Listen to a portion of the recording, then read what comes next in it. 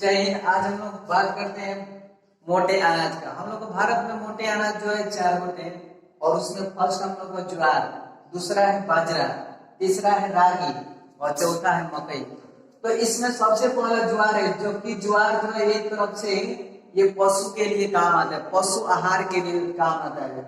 ये लोग पशुओं को खिलाने के लिए ये काम आता है। और इसमें जो ज्वार है, ये ज्वार में जो तत्व होते हैं, इसमें कैल्शियम पाया जाता है, पोटेशियम पाया जाता है और फास्फोरस पाया जाता है। तो आप लोगों से कोई पूछे कि ज्वार में कौन कौन सी तत्व पाई जाती है, तो ज्वार में कैल्शियम पाया जाता है, पोटेशियम पाया जाता है और फास्फोरस पाया जाता है। इसके बाद ये अब रहा बात, इस जो ज्वार है, ज्वार सबसे अधिक उत्पादक राज्य कौन कौन सा है।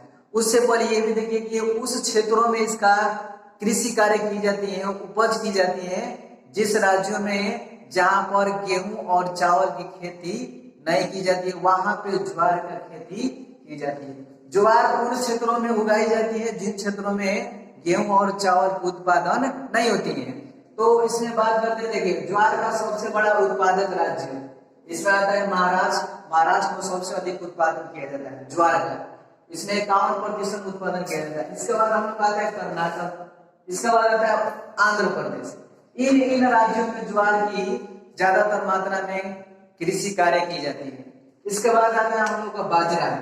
बाजरा जो है ये सबसे अधिक बलुई और उथली काली मिट्टी में ज्यादा उगाई जाती है। जो बाजरा जो है वो किन मिट्टियों में सबसे अधिक उगाई जाती है, तो बलुई, उथली और काली मिट्टी में ज्यादातर मात्रा में उगाई जाती है। इसमें एमिनो एसिड पाया जाता है। जो बाजरा है, बाजरा में कौन सा एसिड पाया जाता है, तो एमिनो एसिड पाया जाता है। और इसका सबसे बड़ा उत्पादक राज्य गुजरात है। ये जो बाजरा है, बाजरा सबसे अधिक गुजरात, राजस्थान, उत्तर प्रदेश आदि राज्यों में सबसे अधिक उत्पादन की जाती है। तो आप लोगों से कोई पूछे कि बाजरा का उत्पादक राज्य कौन कौन सा है, तो आप बता सकते हैं गुजरात, राजस्थान और उत्तर प्रदेश। और इसमें कौन सी एसिडें पाई जाती है, तो एमिनो एसिड पाई जाती है, एमिनो एसिड पाई जाती है, याद रखिएगा। तो अब बात करते हैं रागी। रागी जो है ये शुष्क प्रदेशों में, ये शुष्क प्रदेश की फसलें हैं जहां पे कम मात्रा में सीजन आता है। जैसे हो गया हम लोग क्या, वर्षा ऋतु बहुत कम आती है, उन क्षेत्रों में जहां पे वर्षा कम होती है, उन क्षेत्रों में ये फसलें उगाई जाती है। ये फसलें जो होती है, रागी जो होती है, रागी फसलें ये काली, लाल, काली, बलुई और दोमट उथली मिट्टी में ज्यादातर मात्रा में उगाई जाती है।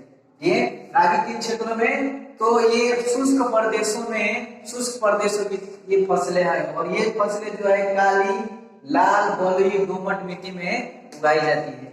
ये रागी फसलें किस मिट्टी में उगाई जाती हैं, तो लाल, काली और बलुई दोमट मिट्टी में सबसे अधिक मात्रा में उगाई जाती है। ये रागी जो है ये एक तरफ से सबसे, इसका सबसे बड़ा उत्पादक राज्य कर्नाटक है।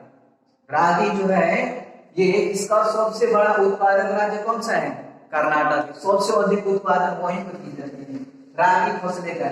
और ये जो होता है ना, इससे ये बहुत ही लाभदायक होती है फसलें जो होती है, मानव के लिए भी और जो पशुओं के लिए भी। इसका जो उपयोग होता है, ये रक्त उपयोग लिख लीजिएगा। रागी, रागी का जो उपयोग होता है ये रक्तचाप को कंट्रोल करता है। किसका, रक्तचाप, जिसको आप लोग बीपी बोलते हैं ना, बायोलॉजी में आप लोग बीपी बोलते हैं, ये उसको कंट्रोल करता है। दूसरे इसको खून को बढ़ाने में काम आता है। ये खून जो है वो खून को बढ़ाने में काम आता है।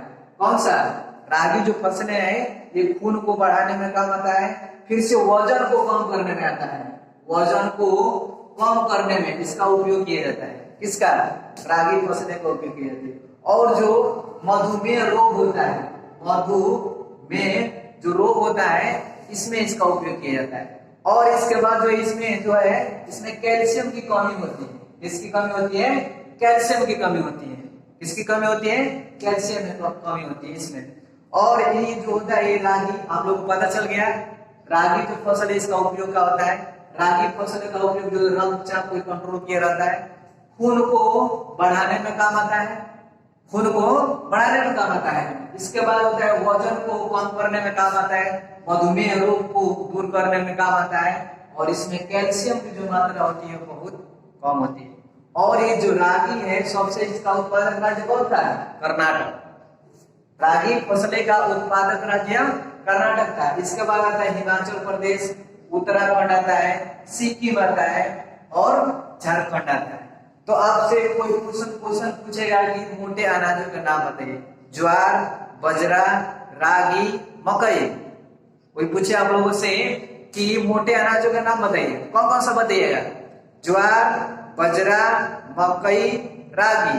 ज्वार, बाजरा, मकई, रागी। ज्वार, बाजरा, मकई और रागी।